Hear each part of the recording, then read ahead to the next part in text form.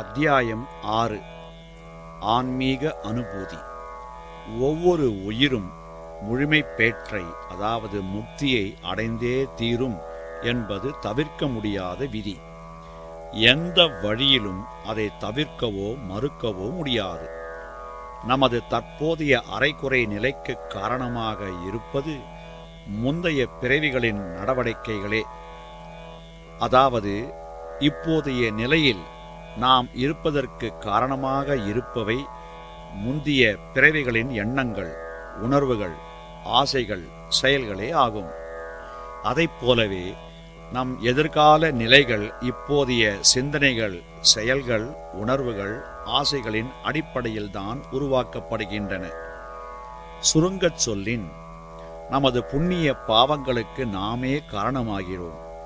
அதற்காக பாவத்தை தவிர்க்கவும் புண்ணியத்தை சேமிக்கவும் பிறரது உதவியை நாடக்கூடாது என்று இதற்கு பொருள்படுத்தக்கூடாது.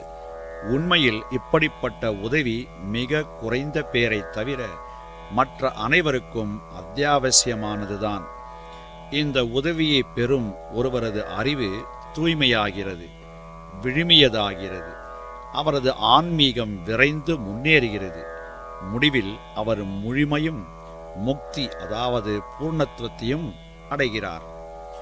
உயிர் துடிப்புமிக்க இந்த உந்துதலை ஒருவர் புத்தகங்களை புரட்டுவதன் மூலம் பெற இயலாது. ஒரு நுண்மனம் இன்னொரு நுண்மனத்துடன் தொடர்பு கொண்டால்தான் அதை பெற இயலும். ஒருவர் தன் வாழ்நாள் முழுவதையும் நூற்களை கற்பதில் செலவழித்து அதன் மூலம் அவர் அறிவு கூர்மை மிகு மேதாவியாக திகழினும் ஆன்மீக பயிற்சியில் அவர் அணு அளவும் முன்னேற இயலாது. ஒருவர் அறிவுத்துறையின் உச்ச நிலையை அடைந்தவர் என்பதற்காக அவர் ஆத்ம ஞானத்தின் உச்சியையும் அடைந்துவிட்டதாக உரிமை கொண்டாட முடியாது.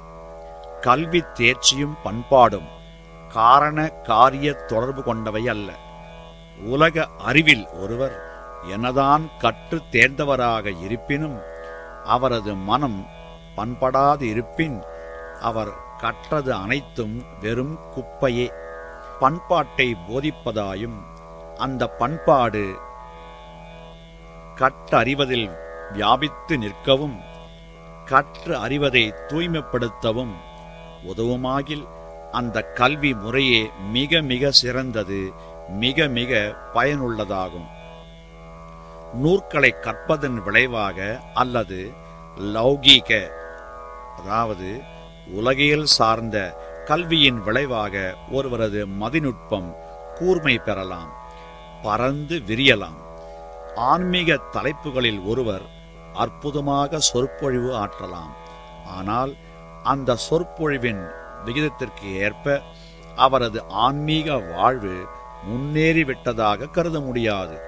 ஒருவரது போதனை மற்றவரது இதயத்திற்குள் நுழைந்து அவரது இயல்பை மாற்ற முடியாமல் இருக்கலாம். இப்படிப்பட்ட காரணங்களால் ஆன்மீக பண்பாட்டை பயில தீவிர முயற்சி இல்லாத கல்வி வறண்டதாகி விடுகிறது. ஆன்மீக சத்தியத்தை தனது இதயத்தின் பதித்த மகான் மட்டுமே குருவாக ஏற்றுக்கொள்ளப்பட வேண்டும். இந்த சத்தியத்தை வரவேற்பவனும் அதை அறிந்து கொள்ளும் ஆர்வம் உடையவனையே சீடனாக ஏற்றுக்கொள்ள வேண்டும். உயிர் தத்துவத்தை தன்னகத்தே கொண்டதாக விதை இருக்க வேண்டும். விதைப்பதற்குரிய வகையில் வயல் உழப்பட்டு தயார் நிலையில் இருக்க வேண்டும். இவ் இரு நிபந்தனைகளும் நிறைவேற்றப்படின் ஆன்மீக அறுவடை அபரிமிதமாக இருக்கும். செவி மடுப்பவர் தெளிவாக கிரகித்துக் கொள்ளும் அறிவு கூர்மை உடையவராக இருக்க வேண்டும். இல்லையேல் ஞானத்திற்கு அடிப்படையாக அமையும் தத்துவ கோட்பாடுகளை தெளிவாக புரிந்து கொள்ள இயலாது. குரு சிஷ்யன் இருவருமே இந்த தகுதி பெற்றவராக இருக்க வேண்டும். அந்த தகுதி அல்லது அந்தஸ்து இல்லாதவர்கள் ஆன்மீக துறையில் ஒரு பயனுமில்லாமல் வெறுமனே அக்கறையில்லாமல் ஓடி ஆடத்தான் இயலும். கற்ற அறிஞர்களையும் கலாச்சார மேதைகளையும் விட அதி உயர்வான அந்தஸ்தும் மிக ஆழ்ந்த திறமைகளும் பெற்ற குருமார்கள் இருக்கின்றார்கள். அவர்கள் அவதார புருஷர்கள், அதாவது மானிட வடிவம் தாங்கிய தெய்வங்களாவர். வெறும் சங்கல்பத்தால் அவர்கள் ஆன்மீக வலிமையை அருள்கின்றார்கள். அவர்கள் ஆணையிடுகின்றார்கள். அந்த ஆணையின் ஆற்றலே கீழிலும் கீழான ஒன்றை நிறை ஞானியின், அதாவது சித்த புருஷரின் அந்தஸ்துக்கு உயர்த்திவிடுகிறது. அப்படிப்பட்டவர்கள் குருமார் அனைவருக்கும் குருமார் ஆவர். தெய்வத்தின் அவதாரமான அதி உயர்வான மனித வடிவங்கள் அவர்கள். மனிதன் இறைவனை மானிட வடிவத்தில் தவிர வேறு வடிவத்தில் காண முடியாது. மனித வழிபாட்டிற்கு பதிலளிக்கும் வகையில் இறைவன் மனித உருவில் தோன்றுகின்றார். ஏனெனில் மனிதன் அந்த காட்சி மூலம் பெறும் அனுபவத்தை தான் உண்மை என கொள்ள முடியும். இறைவனை வேறு வடிவத்தில் சித்தரிக்கவும் காணவும் முயலும்போது அருவருப்பான கோணலான உருவத்தின் மீது மனதை ஒருமைப்படுத்த வேண்டியிருக்கிறது. தன்னைவிட தாழ்வான ஒன்று உண்மையானது என நம்ப பெரும் முயற்சி எடுக்க வேண்டியுள்ளது. அறியாமை மிக்க ஒருவன் சிவன் சிலை ஒன்றை உருவாக்குவதில் பல நாட்களை செலவழித்தான். குறிப்பிட்ட காலகட்டத்திற்கு பின் அவன் உருவாக்கிய சிலை குரங்கின் வடிவில் இருந்தது. நாம் மனிதர்களாக இருக்கும் வரை மனிதனுக்கு மேம்பட்ட வடிவமாக நமது கற்பனை ஆற்றலை பயன்படுத்தி இறைவனை சித்தரிக்க இயலாது. மானிட நிலைக்கு மேம்பட்ட அப்பாற்பட்ட நிலையை அடையும் வரை அவனது உண்மை நிலையை உயர்த்துணர காத்திருக்க வேண்டும். விவேகம் கலவாத சாதாரணமான தர்க்கவாத திறமையுடன் ஒருவர் ஒன்றை ஆராய்வது அற்பமானது. அது வெறுமையை மட்டுமே காண உதவும். அப்படிப்பட்ட ஆசாமிகள் அவதார புருஷர்களை கண்டித்து சொற்பொழிவு செய்யும்போது அவரது கருத்துக்களை கூர்ந்து கவனிக்கும் நீங்கள், மதிப்பிற்குரியவரே, எல்லா இடங்களிலும் அறிந்த அறிவு இருப்பது எல்லாம் வல்ல இயல்பு, நீக்கமற நிறைந்தது. இவற்றின் பொருளை நீங்கள் புரிந்து கொண்டுள்ளீர்களா என்று அவரிடம் கேளுங்கள். மனிதன் புலன்கள் மூலம் பொருள்களின் புறத் தோற்றத்தை மட்டும் அறியக்கூடியவனாக இருக்கின்றான். எனவே மேற்படி கருத்துக்களை புரிந்து கொள்ள இயலாதவனாக அவன் இருக்கின்றான். எனவே அந்த சொற்பொழிவாளருக்கு அந்த கோட்பாடுகளை பற்றி ஒரு சாதாரண பாமர மனிதனை விட அதிகமாக தெரியாது. தத்துவ சிந்தனையின் பரந்து விரிந்த தன்மையை அறியாத போதும் அவர்கள் போதனைகள் செய்து தங்கள் போதனைகள் மூலம் மக்களிடையே குழப்பத்தையும் கடும் துயரையும் உருவாக்குகின்றனர். சத்திய விழிப்புணர்வை பெறுவதும் சத்தியத்தை அனுபவிப்பதுமே உண்மையான ஆன்மீக கல்வியாகும்.